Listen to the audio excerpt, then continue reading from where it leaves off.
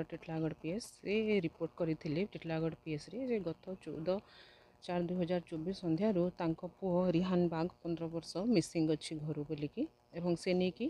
Titlagarh PS case number 166 under section 363 IPC registration ही थिला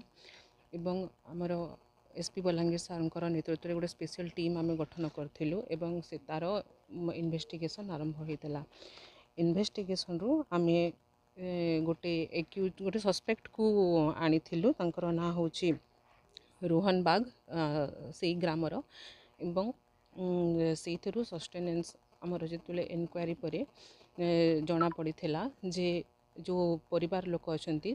misguide करने उक्त व्यक्ति किसी रेनसम मागी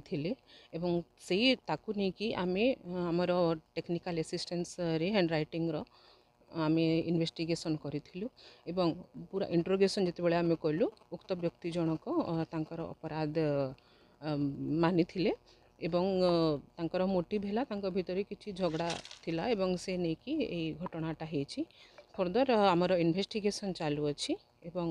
आमे जनइबू आगो कौन शत्रुता थिला सेमती कि जଣା पड़ुछि नहीं इन्वेस्टिगेशन चालू अच्छी इन्वेस्टिगेशन फर्दर इन्वेस्टिगेशन जहाँ आसबो आमे इंटिमेट करिवो थैंक यू।